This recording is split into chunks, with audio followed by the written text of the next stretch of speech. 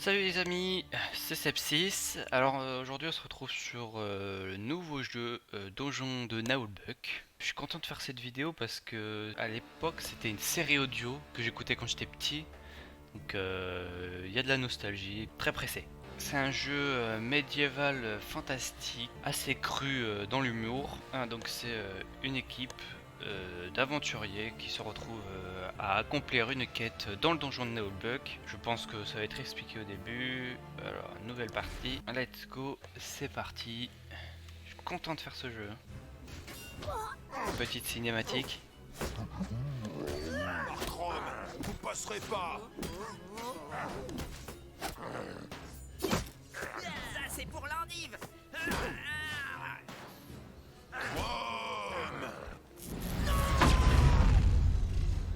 Ça se fait pas.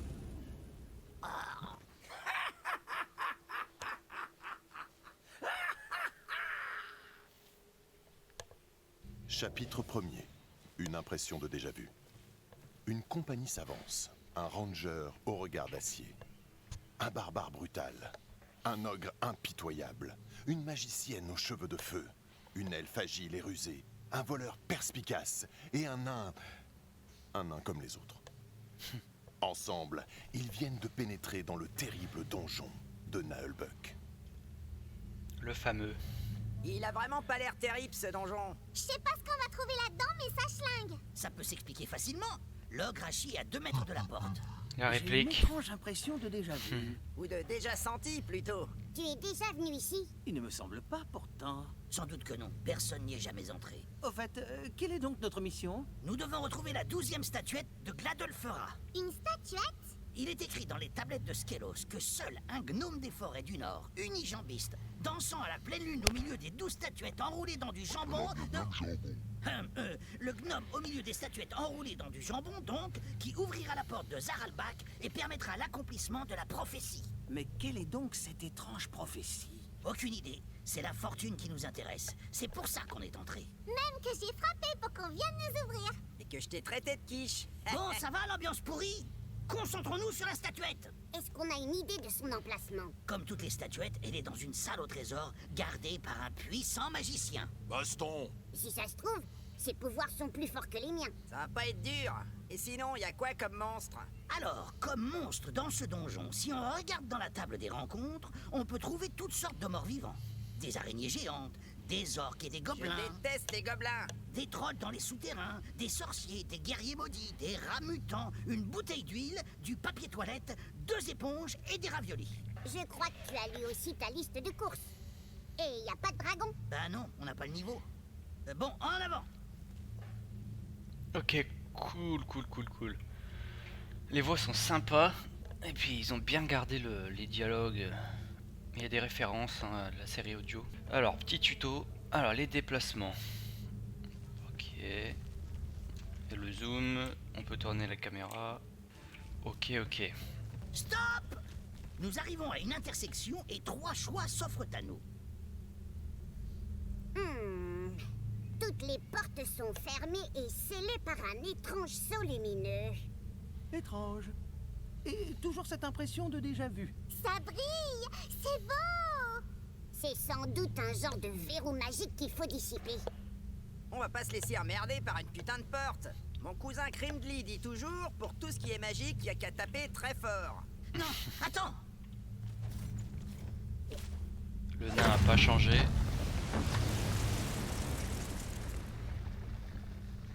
Aïe, ma tête! Espèce de crétin de... Mais ils sont où? Merde! Hé! Le nain! L'elfe! Ah punaise! Tout le monde est perdu sauf moi! Hé, c'était quoi ce bruit? Hop, la règle dans un donjon, toujours aller à gauche. Ah misère! Un orc! Ah là là, mais je suis tout seul! Une excellente situation pour aborder la question du combat.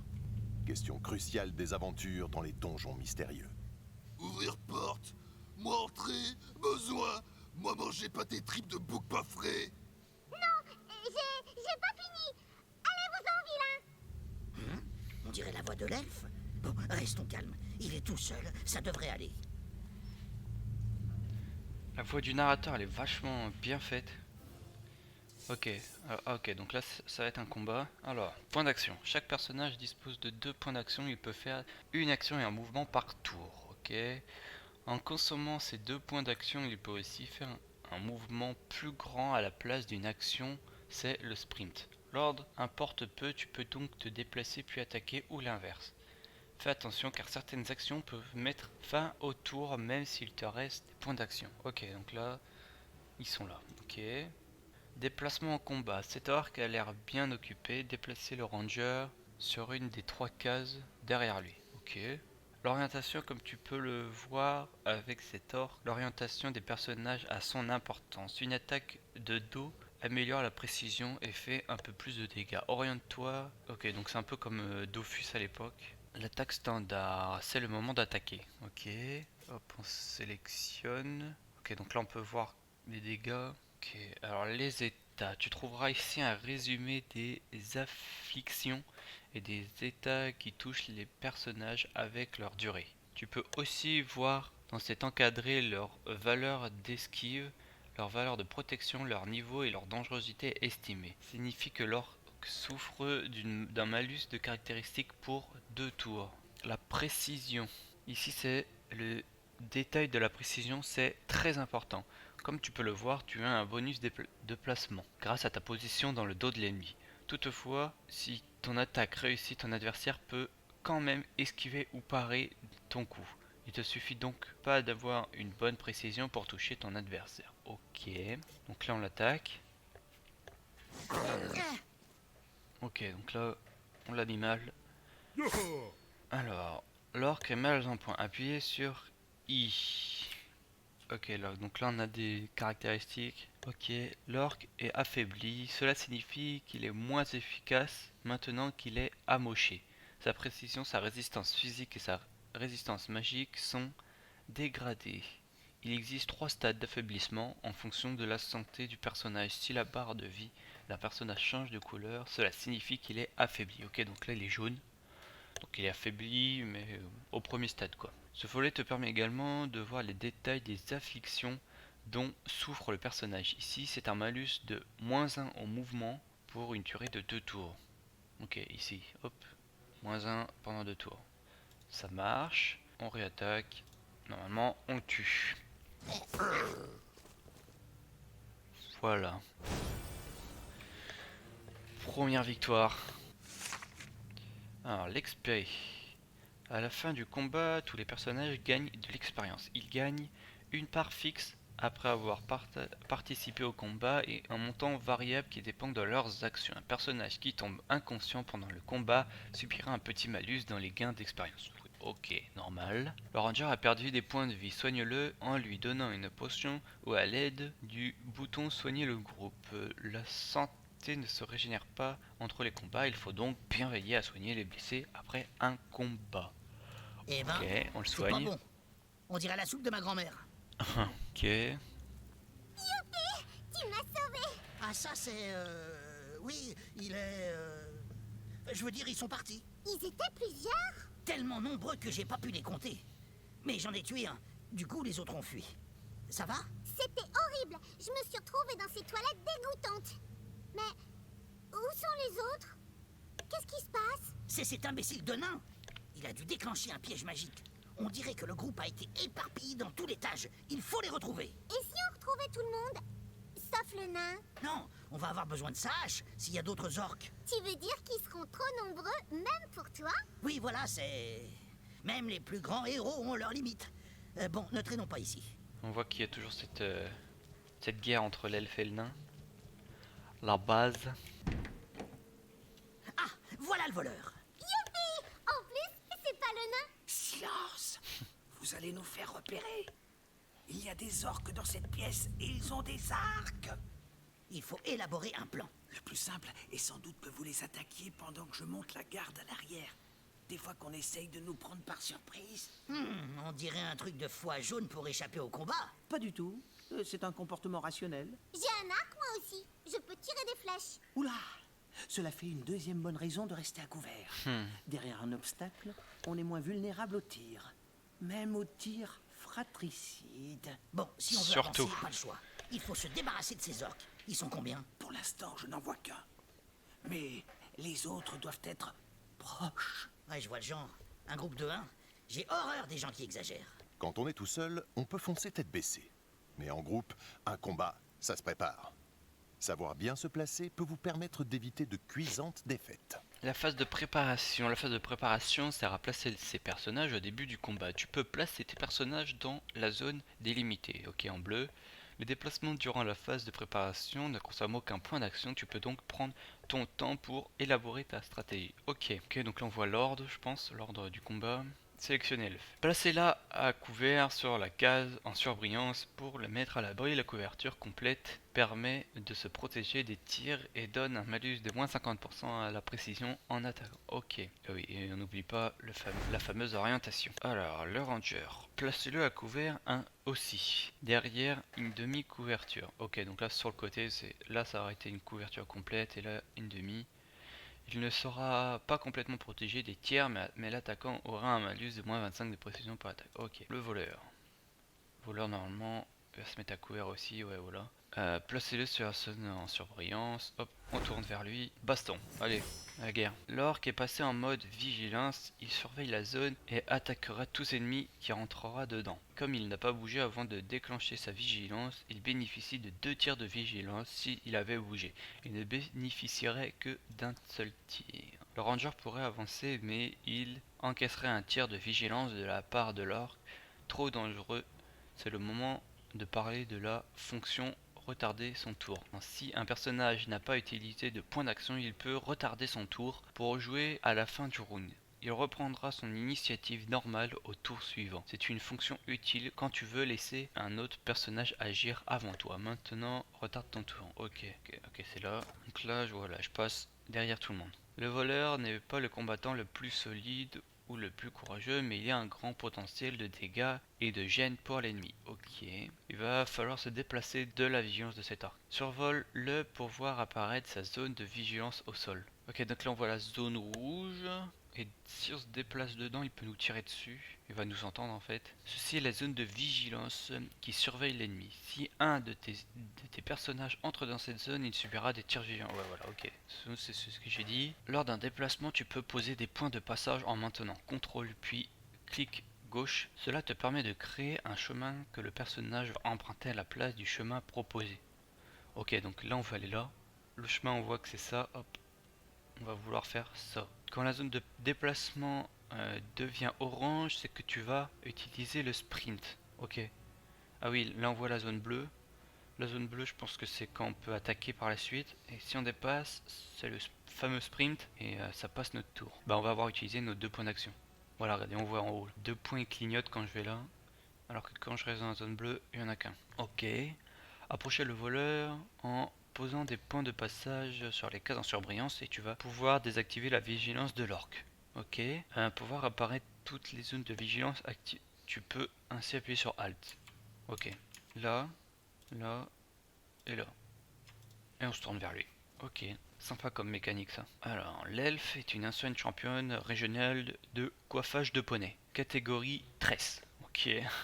C'est aussi le personnage le moins mauvais à l'arc et elle possède quelques compétences de soutien bien utiles. Survoler la case en surbrillance.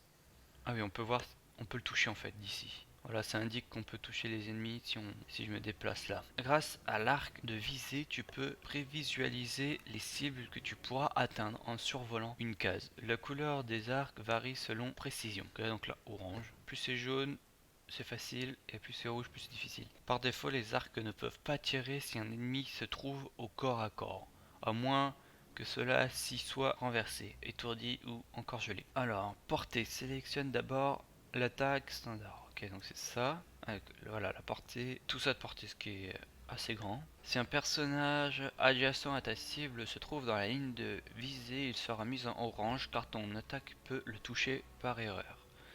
Ok, le pourcentage que cela arrive correspond à 10% de ta précision. Il est noté en rouge dans le détail de ta précision. Ok, donc j'ai 7% de chance de le toucher. Et lui 68. Ok, bah allez, on va tenter. De toute façon, c'est le tuto, on est obligé. Ok, nice. Maintenant que la vigilance de l'orque a été désactivée, tu peux déplacer le ranger. Ok, hop, on suit le tuto.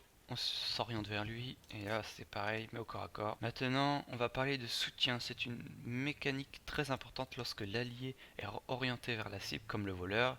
Dans cette situation, il t'apporte ton soutien. Un soutien apporte normalement 5% de précision. Ok. Plusieurs soutiens peuvent se cumuler, mais ne fonctionne qu'avec des attaques de mêlée. Ok, cool. Donc là, il va me rajouter un personnage qui a un bon score de charisme recevra un bonus à la précision augmentée pour chaque soutien dont il bénéficie. C'est le cas ici pour le ranger qui, grâce à son charisme, reçoit 9 au lieu de 5. Enfin, soutenir n'est pas une action. Un personnage peut donc soutenir une attaque en ayant déjà agi ce tour-ci. Pense-y quand tu orientes ton personnage. Ok, hop. Soutien. Voilà, ok. Alors, attaque d'opportunité. Mauvais choix, l'orque a encaissé 2 attaques d'opportunité pour fuir. Chaque personnage contrôle les 3 cases devant lui. Ok. Si un ennemi quitte cette zone, il subit une attaque d'opportunité. C'est une attaque qui fait un peu moins de dégâts qu'une attaque normale, mais elle ne peut être esquivée ou parée. Fais bien attention aux attaques d'opportunité quand tu planifies un déplacement. Ok, ça c'est cool. C'est à prendre en compte. Allez, au ranger. Et bah écoute, on va y refaire face. On va essayer de le terminer. Hop. Prends ça, fiole de poule asthmatique! La violence. Voilà, hop, deuxième victoire. Ok, alors là on a plus de choses. Regarde, l'orque a laissé son arc. Empare-toi du bulletin et utilise en utilisant la fonction tout prendre.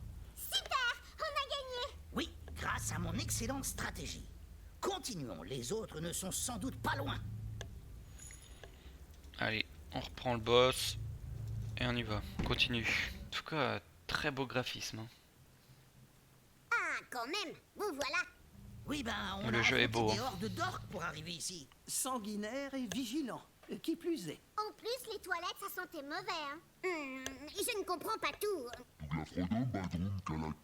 Il dit qu'il est coincé et qu'il ne peut pas ouvrir cette grille. Ça a l'air d'être un genre de garde-manger, mais il est vide. Et il dit qu'il en a pris juste un petit bout. Ah, Je d'accord. vois. Il doit y avoir un mécanisme quelque part. Les leviers sont parfois éloignés du mécanisme qu'ils activent. Ok, les leviers. Fouillez la pièce pour trouver le levier qui permettra de libérer l'orque. Tu peux utiliser pour voir les objets interactifs dans ton environnement. Ok, ah oui, voilà, c'est un surbrillance jaune. Petite bière, voilà, ça met de la force de courage et -4 en adresse. Ok, tout prendre. Et voilà, le fameux levier.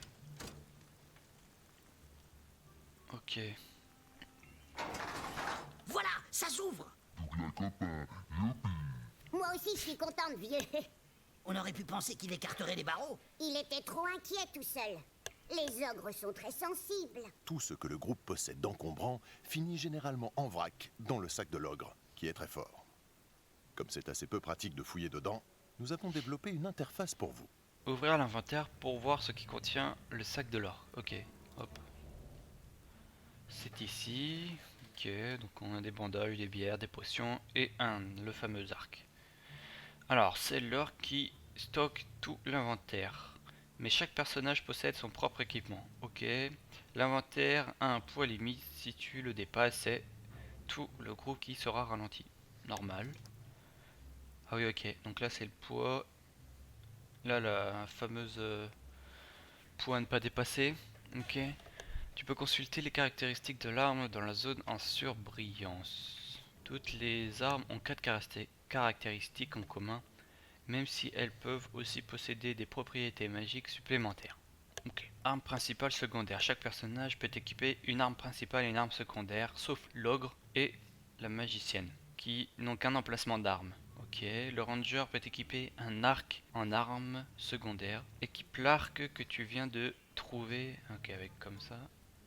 Hop, on glisse. Tu peux naviguer entre les personnages en sélectionnant leur portrait. Ok, donc là.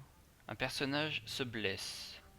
Ok, donc ça doit être le... Ok, c'est le cœur. Les blessures sont des malus de caractéristiques permanents. Elles peuvent être soignées grâce à des consommables spécifiques ou en se reposant dans une taverne.